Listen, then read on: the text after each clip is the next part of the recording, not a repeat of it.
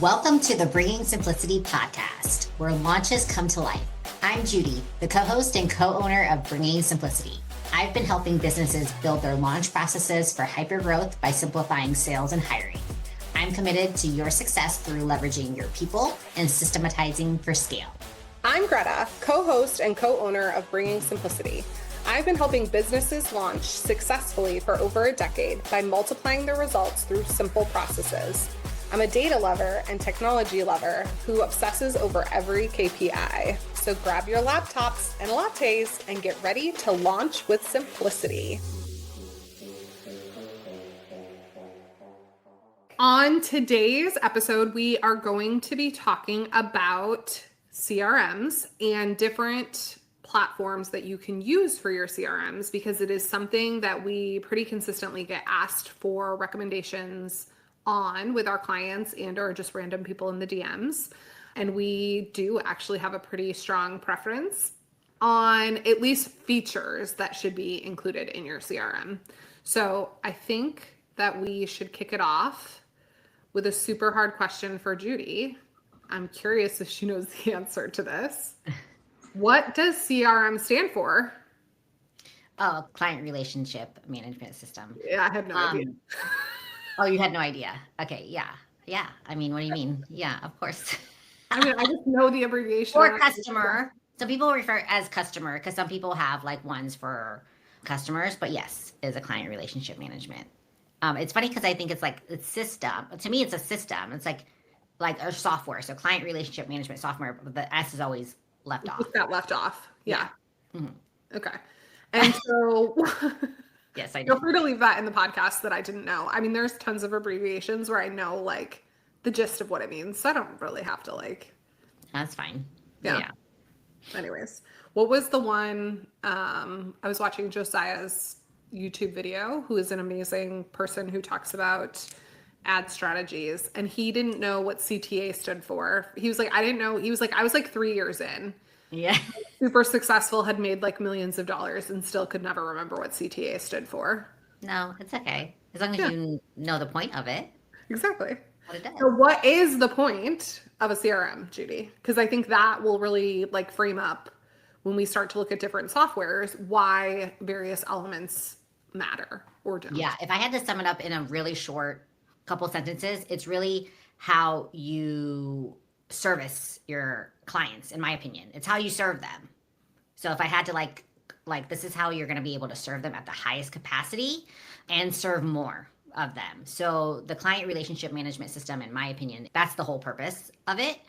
Now, what it does for you is obviously, it allows your customers or clients to come in through a pipeline and for you to manage their pipeline and where they go and all of that and drive them towards making the decision that is the best for them. Because sometimes it isn't to work with you. Sometimes it's like, yeah, you're just going to hang out on my newsletter for a year until you get some traction, or it's, oh no, like you're ready. Like we just got to get you over that hump that you're missing.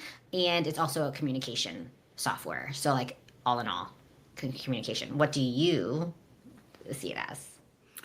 Yeah, no, actually I think everything you said is how I see it. I love that in certain softwares, it really becomes like a visual representation of where people are at in your buyer's journey. And I love how you said that it helps you make sure you're providing them with the thing they need the most. Because to me, the key of a really quality CRM is to be able to have that personalized touch as much as possible in a scalable, repeatable way by utilizing things like tags or stages of the funnel so that you can really personalize the message and it doesn't feel so generic. Yeah. Absolutely. The last thing anybody wants to receive is like, hey girl. I'm always like, yep. Those text messages. But like people want to know that you saw and you heard them and that you took the time. And although, Greta, like you said, there are ways like we can personalize it with tags. Like, yes, you can't send a personalized message once you get to like 500 people a day. Sure, you can't. But there are ways to make them feel special, especially early on when they join your funnel to make it more personalized. Another scenario that drives me bananas is when people are still trying to sell me something I've already purchased. It's like, hello, I gave you my money. Why are you still trying to sell me that? So just as, I guess, a thing to avoid. Okay, so when we think about CRM, there are some really well-known ones in the industry. So the ones that we pulled out specifically, obviously, like there honestly probably is like an endless number of CRMs. These are ones that we see talked about pretty consistently in the online coaching space. Also, that would fall in the category of somebody who's making probably, I don't know, 50K. Maybe you could be making less. I would say 5-figure months. Usually they're getting one of these CRMs for sure. Yeah, all the way up to, I would say the ones that we're going to talk about today would work for somebody who had hit 1 million and probably could go a little over 1 million. And then you're going to want to start potentially looking at even more robust options. I know Judy has some thoughts on that because she would say that the one we're going to talk about would scale fairly far. We do tend to push software to the brink though. Mm-hmm. So the ones that we're going to talk about today are HighLevel, Kajabi, ClickFunnels, Kartra, and Thrivecart. So those, like we said, those are really pretty common ones in the space. So when I say those 5, is there anything that like immediately comes to mind for you?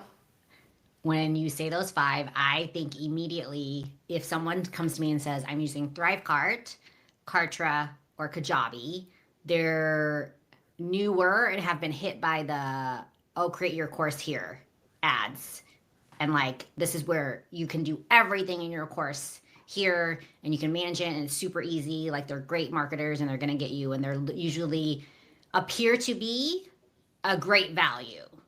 But I know like from what and we're going to talk about this, whereas like if you go with another system, you're going to get way more value for less price. And it's not really scalable in those ones.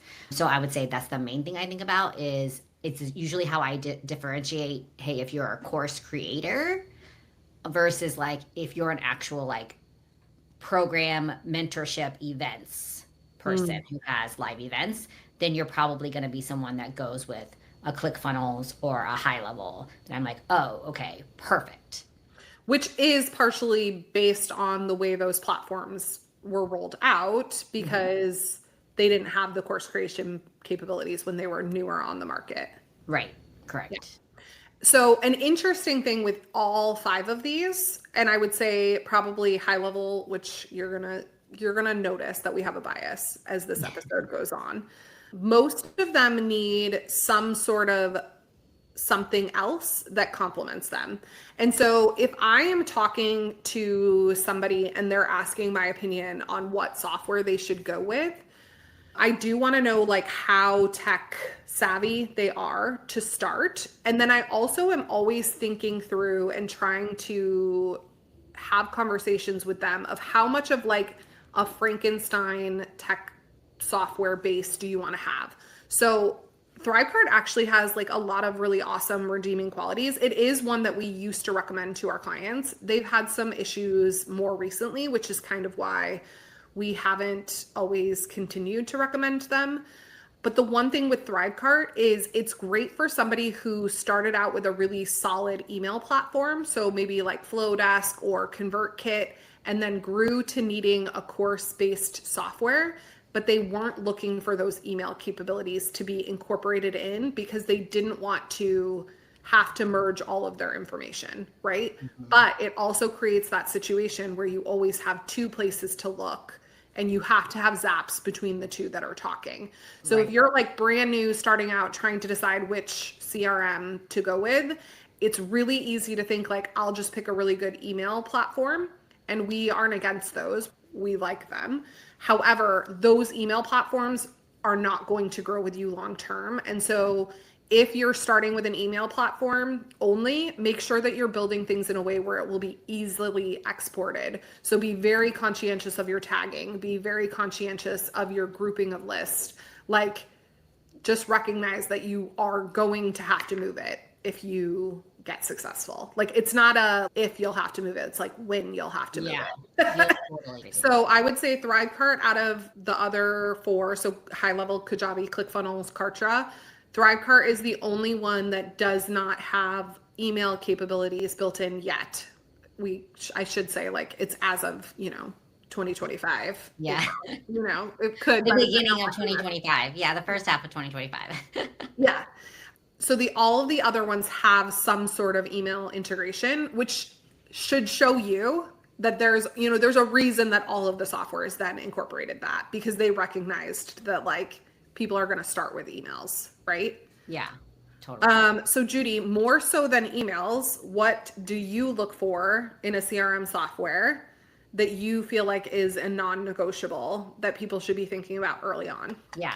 So non-negotiable for me, and I'm sure you guys all know this, and you guys can probably already guess which one we're gonna recommend. So like texting is huge for me because I personally, and I don't know, Greta, I think you're the same as me, but like I'm not checking emails all the time and I'm not reading your full email. But if I get like a 2-3 sentence text message, I'm like, yeah, I'll probably like at least read it and acknowledge it and maybe respond with like got it or react to it, but I'm not looking at all the emails. I get too many of them.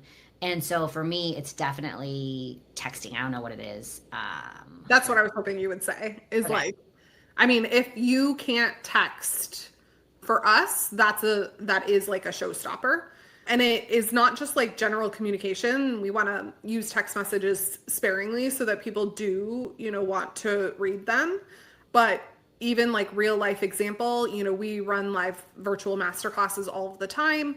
We had somebody who did it without text messages and then did it with, and I probably shouldn't guess on show up percentages, but I want to say it was like 15% show up the first time, or maybe even lower. I think it was lower than that. It wasn't even in double digit percentages. Right. And then we had her like have 30+% show up just with text messages. And if you think about exactly the psychology that Judy just said, people are not checking their emails to be like, see you in 5. Like, sorry, no. Like, I don't even get email alerts. Judy does, which I can't even believe that she gets email alerts. But like, no, that's like a hard no for me. And so I am not going to get reminded to be there unless it's on my calendar or I get a text message, and both is honestly like the best, because I have a tendency to just dismiss my calendar invites because I have so many of them. Yeah, 100%. And another thing that I like is that there's a calendar within the system, because I so many times, like Greta, for you, it's probably awesome for data wise, like, when they're going to a page, right, then they can book a call and all of that, and you can track that data. But for me, I'm like, I want, if they set up a calendar, right, like, and you do it using Calendly, you can't operate a text message to be sent that says, hey, did you get the invite? Like, just want to make sure you got it on your calendar and we're meeting during this time, right? You can't do that. Like, you can set it up if you pay for Calendly, but it's the same price, honestly, if you were to go and buy the CRM that we're going to recommend. Well, and I was going to say, and then it just becomes kind of that first thing I said is like, how much of a Frankenstein approach do you want to have? Do you want to have your email one place, your course one place, and your calendar another place? So I have a cheat sheet here. So HighLevel has calendar built in. Sorry, I'm scrolling because we don't use the other ones that often. Anymore. We have used all of them. Just so everybody who's listening, like, we have used Thrivecart, we have used Kajabi, we have used Kartra, we've used all of them. And so we're not just hating on platforms, just to hate on platforms. Just okay, so when it comes to appointment scheduling, so that's what they're saying specifically. So not necessarily like, that is a calendar. So HighLevel, it's integrated calendar and booking, as well as Kartra has built-in calendar systems. All of the rest of them you have to do a third-party integration. Mm-hmm. Yeah, we all know how much third-party integrations break, and you have to check on them and things like that. So the less that you have to do on your end to check for those items. So yeah, those are the things. Okay? Yeah. For me, it's very important, and this is like slightly more tech wise, because I obviously lean more towards the tech. It needs to be super streamlined and easy to figure out the course of your automations. So I want to be able to see that there's like a trigger. So like person books appointment, and then I can very easily change and modify and personalize every step that happens after that. So the tag they're getting, the message they're getting, like the email message, the text message, all of the pieces. I want to be able to easily do all of that, which it sounds like, okay, well, wouldn't every system have it be easy to do all that? No. No. No. And remember, you're not, you, if you're watching this, you're like, my team does that. But if you can really get your team to maximize their time and, increase their productivity, decrease their frustration on a lot of these elements, you're going to be able to operate more efficiently and serve more people, right? Again, the whole CRM point is to be able to serve your clients, your customers better. So if your team's trying to figure out, oh, I gotta go check on this third party integration now because this broke, or I'm like, oh, that text message didn't and now I gotta go in the other system because now I'm manually sending text messages through another system. That all is a huge, huge element. The other thing that I like, and some of you guys are probably on this and being like, no, I love using school for my community aspect. Well, HighLevel has the community built in. Again, we don't have to go out and be like, hey, that person did or didn't buy the community, or they missed their payment for the community. So now you got to go and manually remove them from school if you're not doing payments in school, right? Because you're doing them through HighLevel or another system. Like, you're already paying for the system in HighLevel, and the community is in there. And it's like virtually the same thing as school. And it's just another place that, again, like Greta said, you can really track all of that information, right? Like, you can track like how much time they're spending in your community, and then you can trigger to say like, hey, haven't seen you there in a while, or hey, love that you got through module 2 that fast. Like, you've only been in here for 2 weeks. Like, yeah, it looks like you're a perfect fit for this program or for this upcoming event that I'm having. You can't do that if they're in 2 different systems. Amen. So it's interesting because I would say, I mean, I've been in all of them. I think all of them actually suck at analytics and reporting.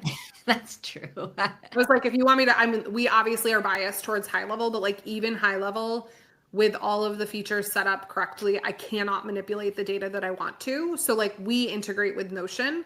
So I would say like across the board, I would think they all. All of them. Nope. Don't use any of them. Okay. Yes, totally. And that's another thing is like, we are mentioning all of these CRM systems, but for us, we actually always have a backup, right? We're backing up the system. We're making sure that like, if something were to happen to HighLevel, to whatever system that is, you're making sure that you have all of your data stored somewhere else, because you never know what's going to happen to that system. You never know when that system is going to go away. We've all had systems where it's like, don't work in that system. Or like Greta said, you're going to take all of that information from Thrivecart or Kajabi, and you're going to be like, oh, now I want to go over to HighLevel. Like, I'm ready to make that jump.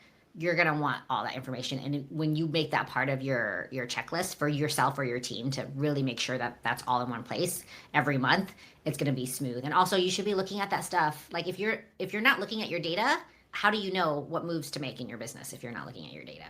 And I mean, HighLevel gives you, it's funny, it's like they give you a high level look at your data. So like, you could do certain things, but like when we want to fine tune like show up rates versus confirmation calls versus when we want to create like pivot table type stuff, like it needs to be outside of HighLevel. Like, it just doesn't have like the cross-sectional data pieces that we have. Right, exactly. About all the data things. No, I know. And we do have all the fun elements of data because like Greta, which ads is a new thing that HighLevel is doing. Like, that's a huge thing. I don't know, Greta, I always send you little things where I'm like, ooh, I think we can start doing ads from HighLevel now. Meta ads anyway is super cool. The more things, but right now they don't have it all figured out. So we have, we have dashboards that have our ads data to know how it relates to our funnel data as well, as far as conversions and things like that, like you said. So like, we obviously are biased towards HighLevel, is that not all HighLevels are the same. So an interesting aspect of HighLevel is that it is an overall SaaS company that then sells to other companies. And when you buy direct from HighLevel, you buy it almost as an empty shell. So it doesn't come with any pre-programmed automations, any templates, any like, which to some people, like that would get them so excited. Like, I get to have this software that's capable of so many things and I can build it from the ground up. For other people, that would feel super overwhelming. And so we have seen what happens when there is a quality white label who thinks through the way that they're building your automation templates and your other templates. And we've seen what happens when that doesn't happen. And so we personally have worked with 4 different white labels for HighLevel, and we've seen varying degrees of success with the different ones with the templates that were built into it. And we personally, like, this was like not an easy decision for us. Like, we tested out a few. I mean, we used a couple of them fairly extensively, like for more than 6 months at a time before we decided on a white label. Of course, we didn't try every single white label that exists out there. There are literally like hundreds of thousands of them. But we tried some of the big ones, the more well-known ones, and we settled on Automator AI. And we settled on that because I shouldn't say we settled. We got super excited to partner with them and to have that be what we recommend our clients go on. Not only because they understand the buying cycle, so there are people who have been very successful marketers. So when they're thinking about automations and they're building out your templates, they're thinking about things that they know actually convert. Like, oh my God, it's so exciting to like go in there and look and see the ways that they've built things out. They also, obviously, based on the name Automator.ai, they're very, very heavily into the AI space. And if you talk to me for, I don't know, more than an hour, you're going to hear about AI and you're going to hear about data and you may hear about tech and automations.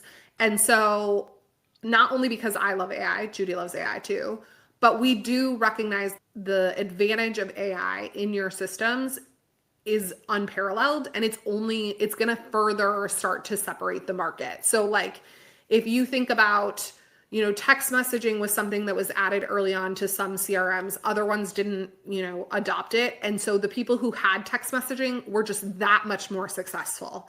It's going to be the same with AI. People who integrate AI into their businesses are just going to be that much more successful than the ones who don't. And so we knew we wanted to go with somebody who was going to be a thought leader when it came to integrating AI in a way where it served our clients, but then also their clients. Yeah, 100%. I love that you said that, Greta. By the way, they worked with ManyChat to build their automations. So if you guys are like, hey, who are these Automator AI people?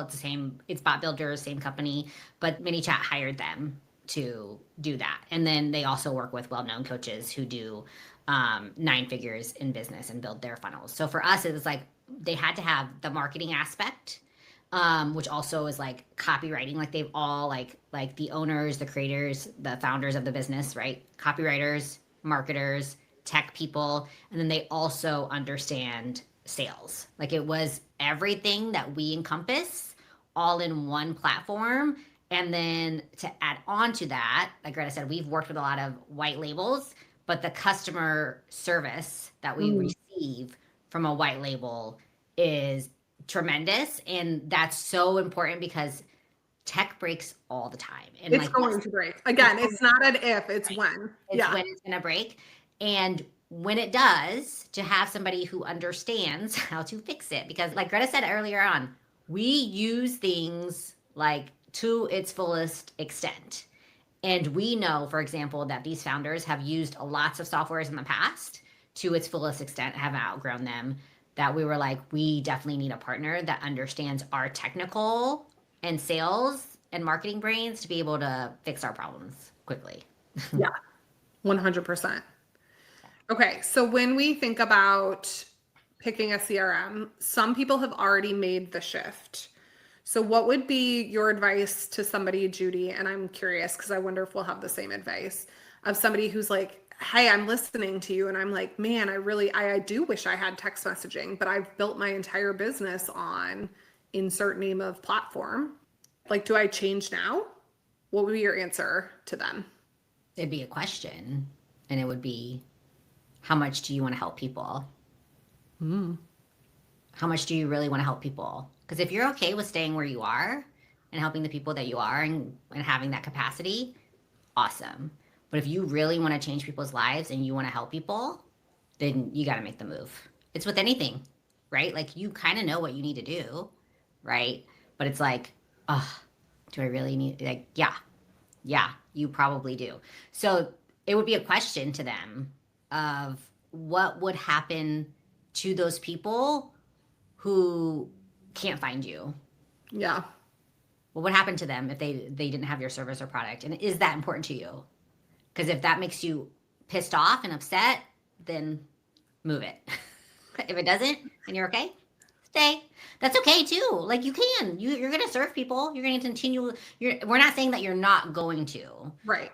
We're just saying when you make things easier on you, you're gonna be able to impact more people's lives by choosing the right CRM for your business. And we know which CRMs have worked to make those massive shifts in your business. And I'm telling you, those people that are helping people change lives, and yes, they're charging lots of money for doing it, but it's because they've made huge impacts on people's lives by now. They're using systems like HighLevel. Yeah. And don't think about it as a cost. The investment isn't as large as you think it is. Agreed.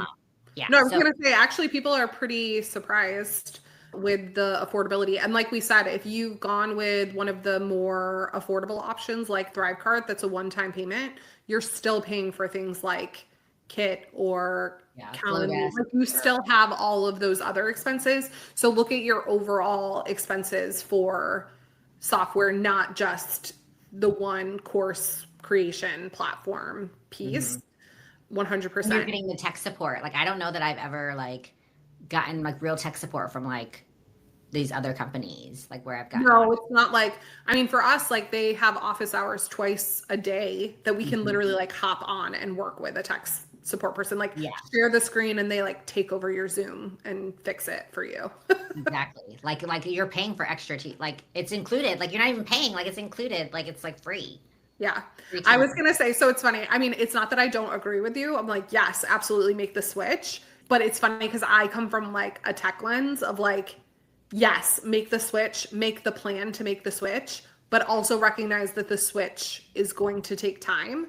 Oh, and so even if it's like you spend 3 months cleaning up your tags, cleaning up your list, like having a checklist of the things that need to get moved over before you actually move it, like the answer is 100% without a doubt, yes, make a switch, while also recognizing that depending on how much you've built your business, it's not like a you can do it in 3 days type of thing, right? Like this needs a lot of like time and attention.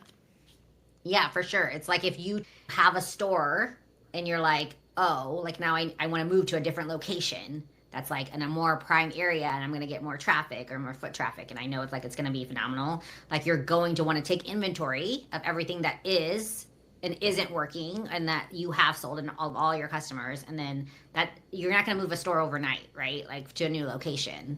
You know, you could try, but there's going to be a lot of work for you and your team. So anything that is going to give you massive and phenomenal results is not going to be an easy shift. Right. So just know that going in, love anyone that's like, oh yeah, that'll be super. Like if you're not organized, like it's gonna take some time. You're either gonna have to pay somebody or you're gonna have to do it with your own time. So just know that. But like if it was easy, everybody would be doing it. Amen. In the description of this podcast episode, we're going to have just like a short video that gives you an overview of all of our favorite features of HighLevel, so you can kind of see, because I think the funny thing is we'll meet people who, for example, love Kajabi and love automations and all of that. Kajabi is, in my opinion, extremely hard to navigate. And so they'll be like, oh yeah, well, I can do automations. And I'm like, let me show you how I do automations. And they're like mind blown. So I just want to make sure, I know a lot of people are visual learners and we want to be able to highlight and showcase for you some of our favorite features. And maybe they are things that exist in your platforms, but you're not leveraging them fully either. Yeah, for sure. Awesome.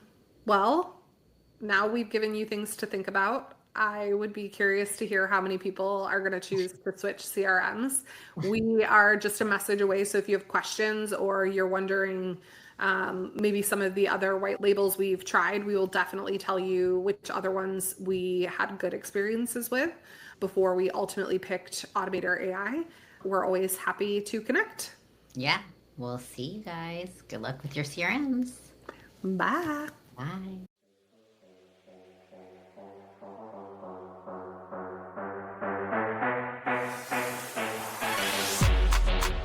that's a wrap on today's episode. I hope this gave you some clarity and, more importantly, the confidence to simplify and scale your business without adding to your plate. Before you go, I have a quick favor to ask. Leave a quick review and get a coffee on us. Reviews help more business owners like you find the podcast, and we love reaching them. As a thank you, each week we'll randomly pick a reviewer to win a coffee on us. Starbucks or Dunkin', you pick. Just leave a review, screenshot it, and send it to us on IG at Bringing Simplicity to Enter. And if you could use more simplicity in your biz, be sure to hit subscribe so you never miss an episode. That's it for today. Thanks for hanging out with us. Talk to you next week.